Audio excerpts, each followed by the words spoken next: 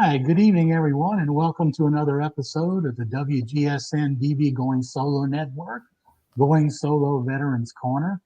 I'm your host again, retired Army First Sergeant Paul Holbert. And as you know, our show is designed to connect veterans from across the United States and allow them to share their experiences in their lives and how they've made their adjustments back to into their communities. Before we meet our guest tonight, I want to thank our sponsor, Quest Jewelers of Merrifield, Virginia.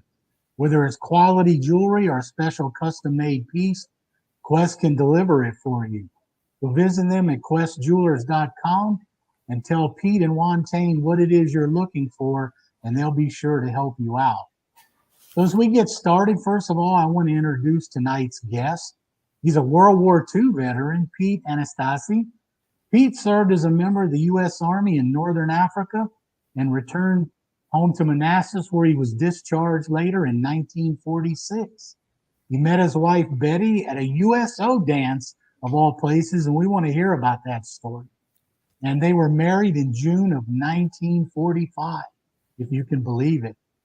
He's had a number of jobs throughout his life after he left the military, as many young people do, but then settled into a career as a civil servant for the U.S. government printing office in the Department of Interior, where he later retired.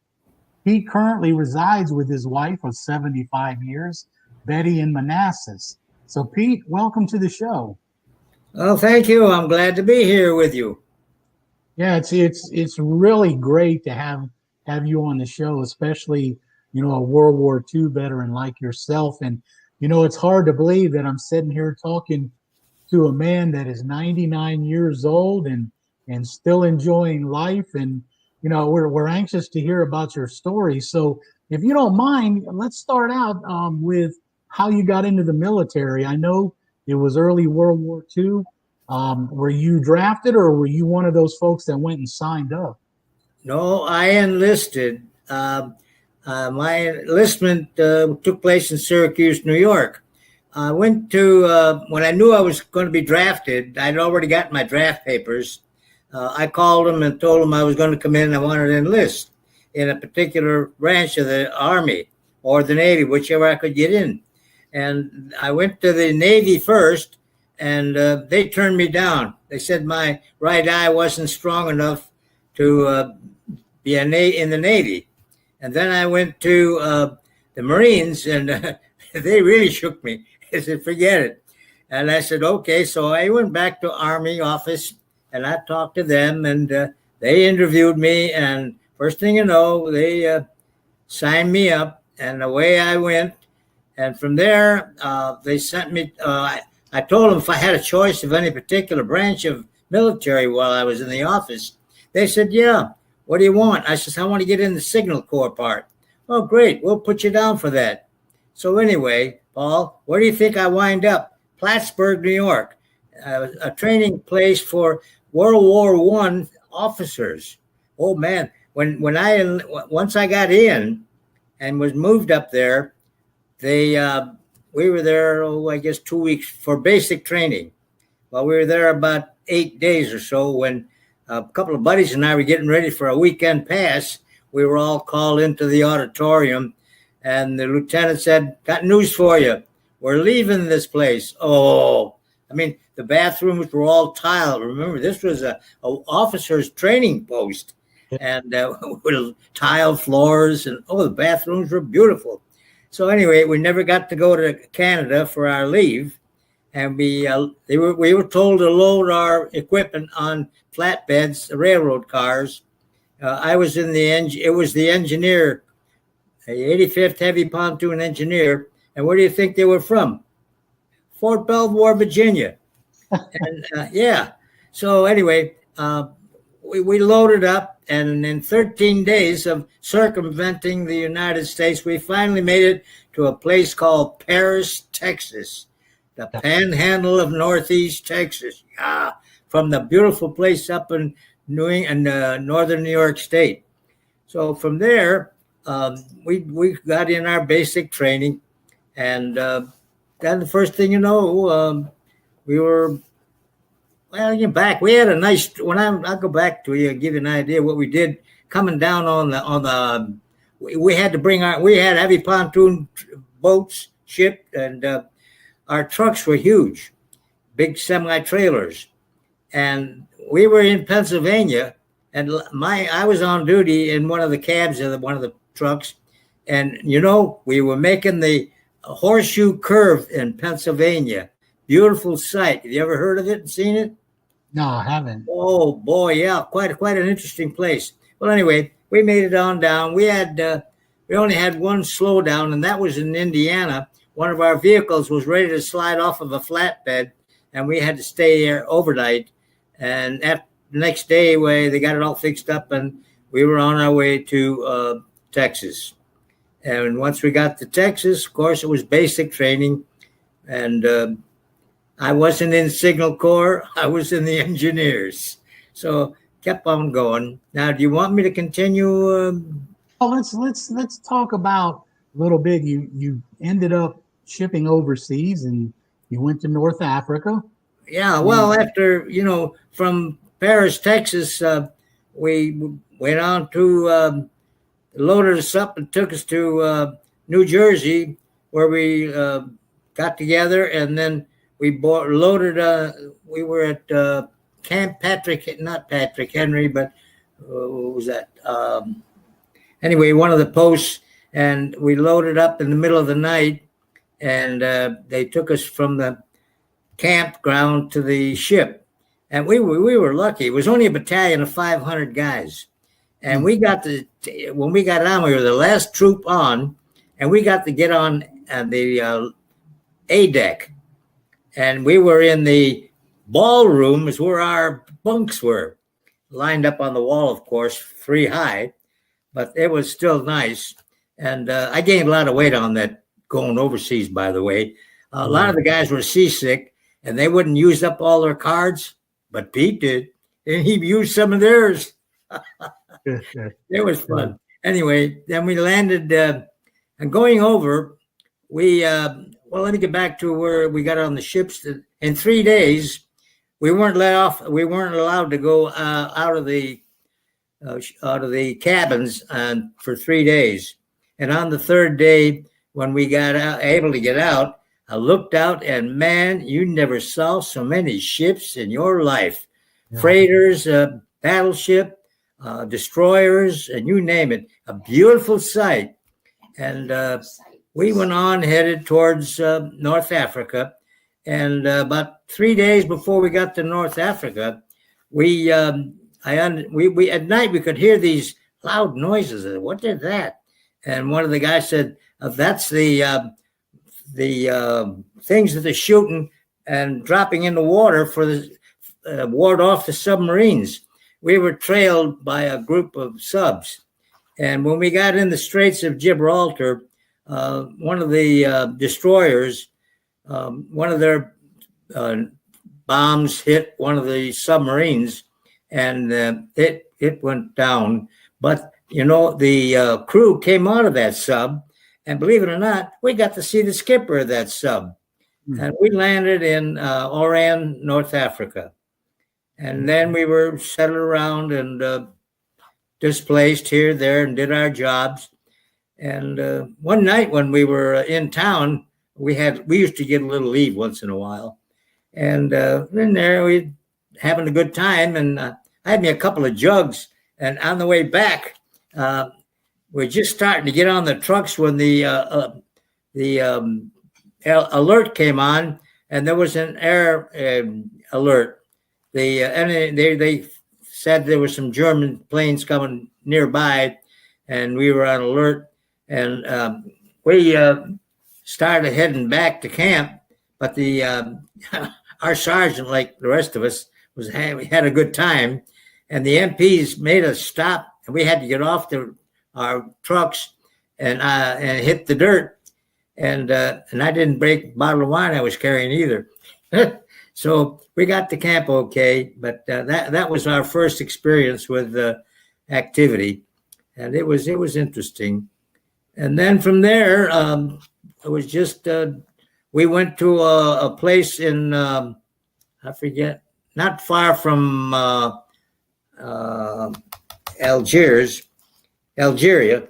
where there was a big river, and we were stationed there to continue our training with bridge building and pontoon work, and we were training French officers how to use our 150 horsepower Evinrudes, and that was something too. And it was always nice being with the French guys because they always carried a little wine in their canteens. And you're telling on yourself, right? Yeah, well, a little bit. No, I didn't. But and then we were right there amongst all the Arabs. You know, a funny thing. One time, one morning, everybody was lined up. I said, "Where are they all going?" Everybody's got the GIs. They're going to the medics, and you better get in line because you're gonna. Okay, so I get in line. So I get up there, and lo and behold, a relative of mine is the captain MD. And he says to me, he says, okay, here's your medicine. I says, I don't want that. I says, I'm not having the same problem they are. I'm constipated. Well, that shook him. Yeah, Dr. Olakwa. Oh, it was fun. So anyway, we got that over with. And it was a nice little place. Oh, and Thanksgiving morning, we were all in line eating, getting our grub from my canteens. And when all of a sudden it was a rainy morning, wet and dark, and we hear this low-flying plane coming overhead. And we were right at the foot of a good-sized hill. And this guy, believe it or not, and sad to say, he never made it. They plowed right into the mountain. That was sad. So anyway, and our training continued there, and it was time to move out. So before we moved out, I was in town one day, and believe it or not, I don't know what happened. First thing I know, I was in a convalescent hospital 80 miles away. I don't know where, or how, or what happened to me, but that's what happened. I was in a convalescent, and I was there for almost 3 months, and it was not. Anyway, it was okay because I made some friends, and there was a few British soldiers there, and I made a friendship with one called Patrick, and he and I used to play cribbage every day and have our tea around 3:00. Believe me, it was interesting. And then I was a pest, and I usually am. One day, I was going through the chow line in the morning, and I didn't like the food. I said to the cook, "What are you guys doing here?" I says, "You got this stuff, you can make it taste real good. Why are you making it so bad?" Well, the captain heard this, and he says to me, "Hey, you come back here and you help us." And I worked in the kitchen for 2 months after that. Believe it or not. Yeah. And I got pictures with me and my hat on and all that stuff. And after that, I was on some more training. I finally got to the telephone business, and I did work on, I took care of some telephone operations up there as part of my duties. And then one day they called me and said, "We've had enough of you. We're sending you back." So here I've departed. I mean, I've taken away from my battalion, and I was sad because I wanted to stay with those guys. They were fun. I met a lot of GIs from New York and from here and from there. There's some Jewish boys and some Irish boys. And we had great times, even though we were in the military. It was fun. So I come back to the States, and where do you think I landed? Hampton Roads, Virginia. And I came back on one of these converted aircraft, Eisenhower, what do you call those flatbeds? I mean, ships that they convert to air flatbed if they needed it. And anyway, from there, Uncle Sam, and I don't know why, I guess he didn't like me because they sent me all over the place, training here and training there. And I knew what they were doing. They were getting ready to ship me to the Pacific War Zone. Yeah. And I trained in a number of places. One place in particular, in fact, my son is there now in Virginia, North Carolina, Camp Butner. And I was stationed there for a while. And that turned, now Camp Butner is a prison. It's And that's where, this guy Mattis that swiped all the money from the people. Well, he's stationed there. And my son, when he transferred from his place here in Virginia, he was in prison industries. He transferred there, and I told him, and he was surprised that I had been training there during World War II. That's an interesting point for you. Well, things, a lot of the places I'm sure that you've been around have changed so much. And yes. you finally made it back to Manassas, and you got out of the Army in 1946 you got out, right? Yeah, something like that. Yeah. So I want to, you've had so many experiences, but one interesting thing I definitely want for you to share with the audience is, I understand that you met your wife Betty at a USO dance. Yeah. Well, before we got that far, oh yeah, go ahead. As I say, I came at Butner, and then I went to several other camps. And the first thing you know, I get orders. They're going to ship me to the Pentagon. Wow, here I don't believe this. So anyway, I was at Vint Hill. They sent me to a place called Vint Hill Farms in Virginia. There they broke code, Japanese code. We had 100 nieces there, and you probably know more about that than I do. But anyway, I was there for a while, and one night, and every Saturday night, they used to send a pickup or a truck, whatever was needed, to carry the GIs to Washington to have time out. Fun night, a night out. So this one night, I was slow brushing my teeth, as were about 3 other guys. And we got to the post, and the officer of the day said, "Sorry, guys, you missed the big truck to D.C." How about that? But he said, "I'll see if I can do something for you." So he gets on the phone, comes back 15 minutes later. He said, I think there's a place in Manassas, got a little USO, got half a dozen girls there, and they got some canned music and so forth. Okay. So I said, "Sure, let's go." So we got there and started having our dancing and our little ginger ale and whatever cookies the ladies brought. It was a fun thing. Then I see this blonde, blue eyes. Oh, I says, I like that. And she could jitterbug, and I was a good jitterbugger from New York State. From Philly. But she said I jumped too much when I jitterbugged. So she cut me down. I leveled off. I didn't jump anymore. And we made it. And we could jitterbug all over the place. And first thing you know, I asked her to marry me. And her father had a little farm nearby. And I said, that even better.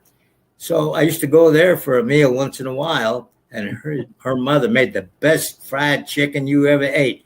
And sure, she had her own farm, and she selected her own chickens. And naturally, you're going to get some good chicken. And she did a good job. And we had a whole lot of stuff. And so Betsy and I got married. And then she's a pretty thing. And she's over here. Come on over here, Betsy. Let him see you. And is she shy? She's not shy. She just put down the act. There she is. How about that? Yeah. A little 95-year-old babe. Hello. No, it's good to see you. Yes, it is. Nice to see you. Yeah. All right, Pete. Well, let's do this. We're going to take a short break, and then when we come I'll back, read you the poem after you come back. Yeah. When we come back, we're going to have you tell us a little bit more about that story. So for the audience, we're going to go to a commercial break, and we'll be right back. Okay. Yeah.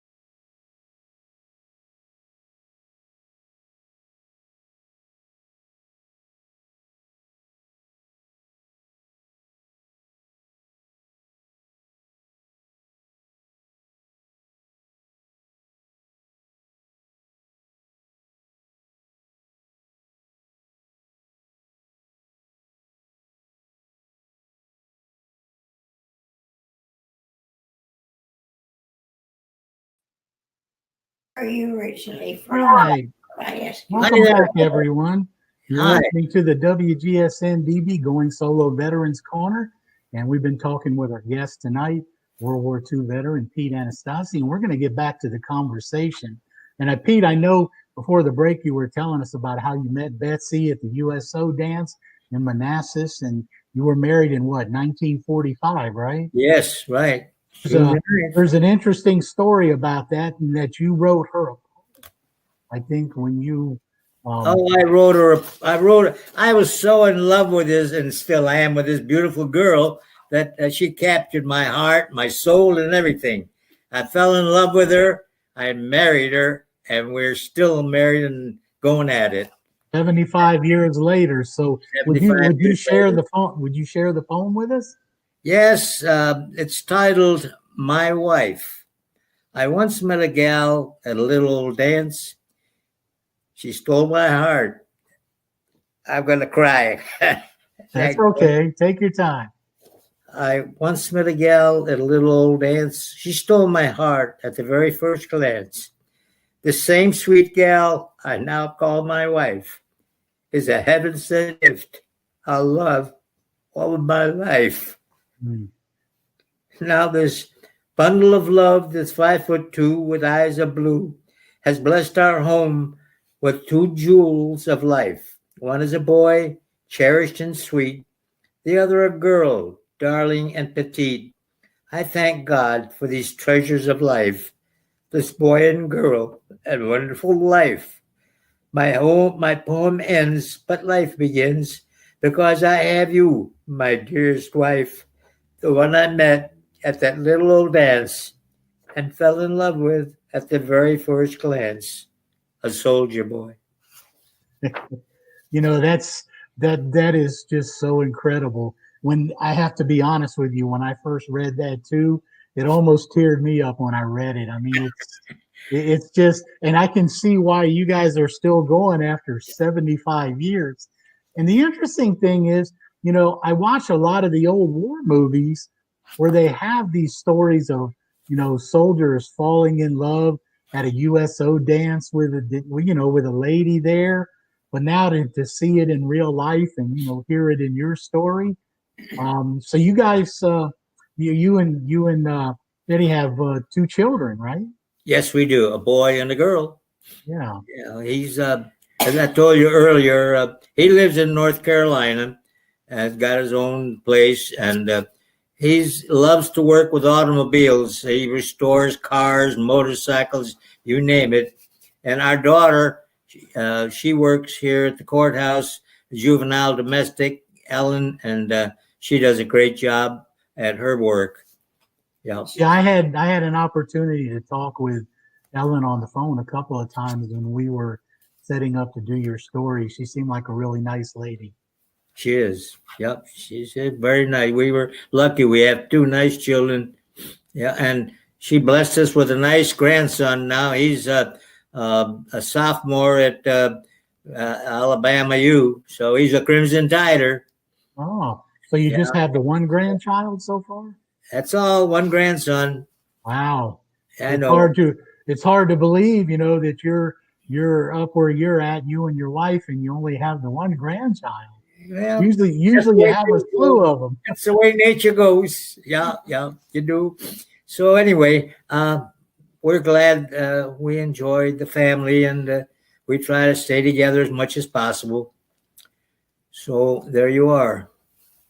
Well, let's talk a little bit. I know that you finished your time in the military, and you spent some time working for the government printing office and the Department of Interior as a career civil servant.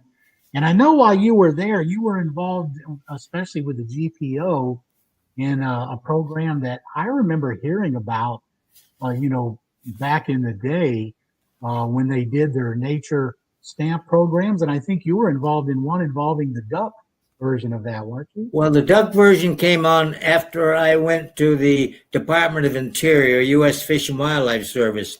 I got all my basic printing and whatever at the government printing office.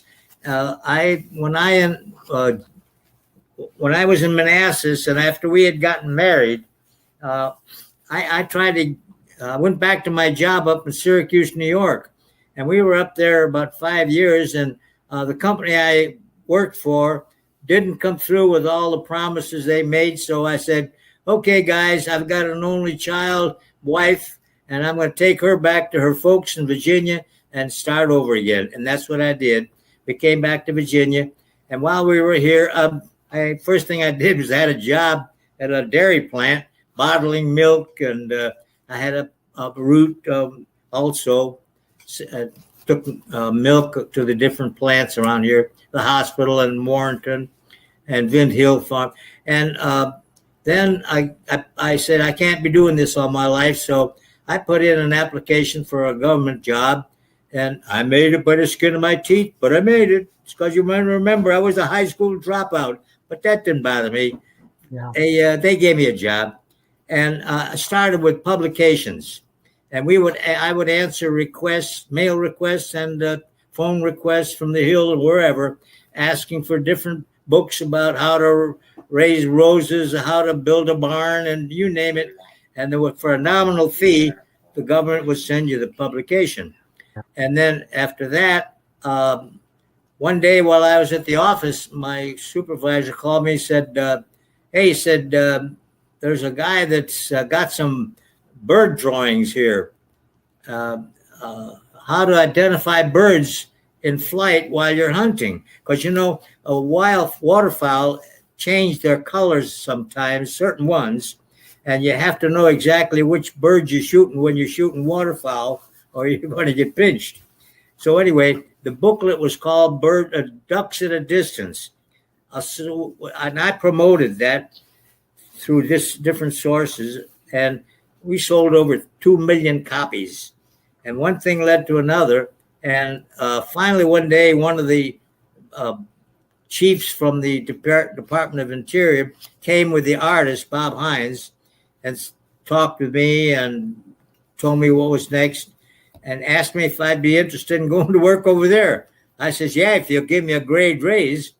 And they did. They gave me a 2-grade raise. And I went over to Interior Department, and I promoted a lot of their publications. Birds in Our Lives, a book that people that want to know about what birds do in our world. You got birds on coins, you got birds on stamps, you name it, and there's birds. Anyway, my particular purpose was in seeing that the public got to know about these booklets, and I promoted them.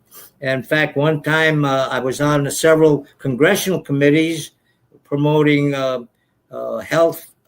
Dr. DeBecke, the world's surgeon, he came in, got him in one time to do a little promotion so that we could promote his publication. And we had, what's his name here? I can't think of the name right now. But anyway, one of the baseball guys came in, and he was in charge of the President's Council on Physical Fitness. And I promoted booklets about his project. And I worked with others in congressional committees in promoting publications that the government put out so that they would know what's available to them and get the best benefit out of the publications. Yes, I know you work in a number of those areas. And I believe there was one project you worked on where you set up presentations with the Daughters of American Revolution too, didn't you? Oh yeah. Well, when I was at GPO, I was a real promoter. I don't know, I'm crazy. But anyway, I heard that this book was coming out on ships of the American Revolution. And I said, "Gee, we got to promote this book because it should be advertised." So to start with, I call the DAR, and I says, "Hey, how would you like it if my boss came over and gave a talk on what the book was all about, the series was all about?" And Carper Buckley, who was chief of the Superintendent of Documents Division, went over and they interviewed him and got him on to speak over there at the DAR. He was tickled to death. And so was I, because I was able to promote that deal. And then Stan Musial, another guy I was trying to think of. He came in, and we promoted his book, Vim and Vigor, a story about how boys and girls should exercise and things like that. And You this mean is Stan Musial, the baseball player? oh yeah, right, yeah, the old timer. Yeah. And then I did a lot of this while I was in Interior, and I started working with the wildlife artist, and the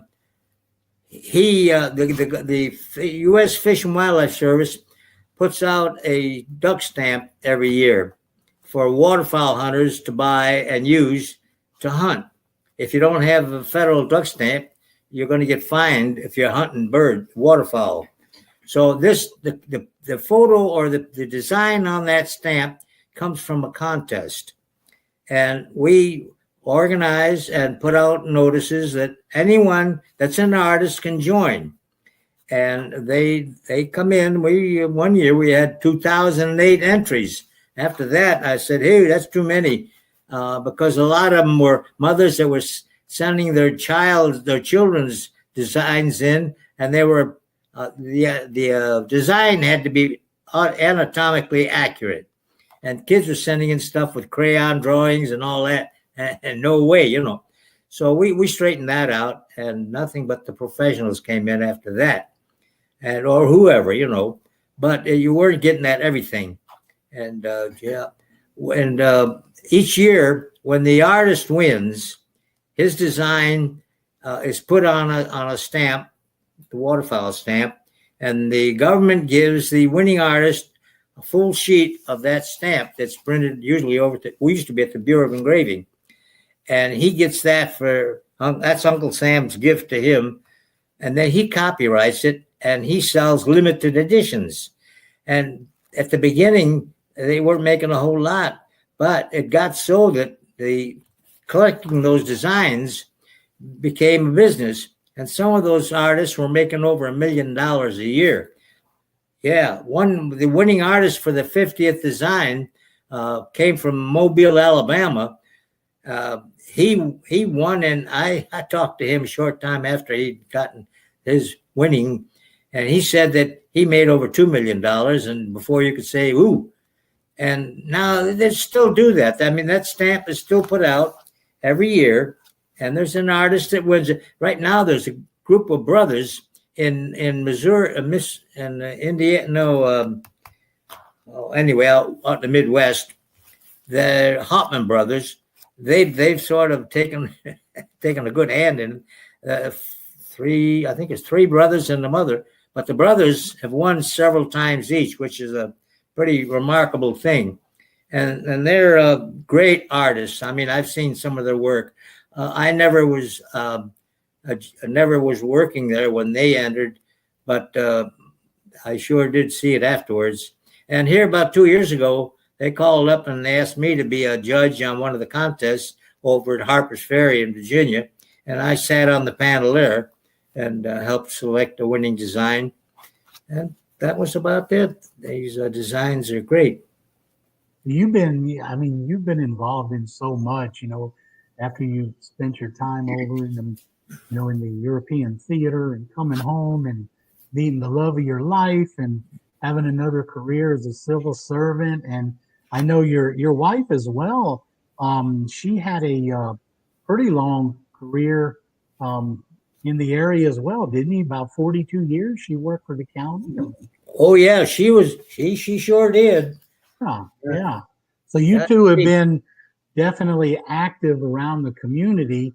And I know since you retired, you were involved in the outdoors. You did a lot of fishing and things like that. And then your wife was involved in garden clubs in the community. And it just sounds like you two have really been able to live a wonderful life so far. Speaking of my wife, I'm going to let this one go. When every time we'd go to a party somewhere in town, all the judges and lawyers and everything were there. I was there, but she was the one that got all the attention. I just had my drinks and talked to the guys on the sideline, but it was fun. Pete, you know how that goes. Whenever we show up somewhere with the wives, they get all the attention, and we're just the arm hangers, aren't we? Especially when you got a pretty blue-eyed blonde, So anyway, and when I retired from the government, I my son called me up and said, come on out to Lake Jackson, place nearby here. Yeah. And he said, there's a little property for sale. So I went out there with him, and it was all falling apart. He said, we're going to put this together and sell it. Well, that started a little something. We started buying some of these dilapidated places, and I would work until, in fact, I did so much in a couple of years that I burned out, and I said to him, we're quitting. So we sold the business, but that's what we did for a while, restored. In fact, when I bought my own home, it was just the basement was unfinished. I finished that right from scratch. I paneled it and walnut fireplace and all that kind of stuff. I liked that. That was good. So here I am, getting up in 99 years and plowing away yet, I hope. Still going and still got the love of your life with you, right? Yes, yep. So, It's such a wonderful story, and to have you on and have you share your experiences as a veteran and your experiences throughout your life and all the things you've been doing. yeah. But before we kind of close the show out, there's usually a question that I ask our veteran guests, and I'm going to ask you as well. If there was a thought or a lesson that you would like to share or other veterans or just our audience in general, if there was one special thought that you think you could share with them, what would that be? Oh, I don't know. Just keep your chin up and do what you can, and don't sit down. Just keep going. Try to do the best you can and help others when you can, and try to make others happy if you can do that too, without being a pest like I am sometimes. But anyway, no, that's part of the secret is keep doing and keep helping others if you can, and your spouse or whatever, family. Yeah, it's the military is a great thing. I'm glad I was a GI, and if I had to do over again, I'd be right there with them. Yeah, it was great. And well, you get that brotherhood from being in the military and being around the other veterans and I just want to take this opportunity to thank you for being on the show and as a fellow veteran for your service and your ability to just enjoy your life to the fullest to this point, because you are such an inspiration to so many people to be able to sit and hear your story and talk with you and I can just say that I'm very honored to have you as a fellow veteran and to see what you're still capable of doing. Well, thank you for your comments. It's very kind of you, and I appreciate your giving me an opportunity to tell a little bit about what I did during the war and what I'm doing now. Well, right now we're in a retired home and assisted living. It's a great place where we get fed 3 times a day, and they put us to sleep at night and get us up in the morning, and it's nice. And right now they're decorating for the holidays so that we can get in the Christmas spirit and help others to get into the Christmas spirit too. Well, that's, and I know a lot of that is safety driven. We hope that you and your wife will be able to enjoy a nice holiday there, with the rest of the residents of your home. And again, Pete, I want to thank you for being on the show. And maybe we can get you to come on and do a follow-up with us sometime after the holidays, if you're up to it. What do you think? Well, if you think you can put up with me, I'll be glad to help anytime. Oh, yeah. I think we got a lot of guts, All right, Pete. Well, thank you very much for spending the time with us this evening. Thank you. Thank you very much. I think that might be your wife. And thank you for having Mandy here to help me with this computer here and seeing that this all functions properly and on target. All right. Well, thank you, Pete. And we'll be talking with you again soon. Right. Okay. All right. And thank you for all of our listeners this evening. As you know, it's that time of the year during the holidays, and we want to make sure that we reach out to the audience to give them an opportunity to look at service opportunities to help our nation's veterans. So you'll see on your screen there, helping vets during the holidays. There are a number of VA volunteer services. You can look it up at www.volunteer.va.gov and see if there's something that you can do in your community to help our nation's veterans during this holiday period for those that really need the help. I want to thank everybody tonight for listening to our show on the WGSN-DB Going Solo Network. This has been our Veterans Corner. We hope that you as veterans are out there living your best life. And as always, we want to thank you for your service. And we look forward to seeing you on our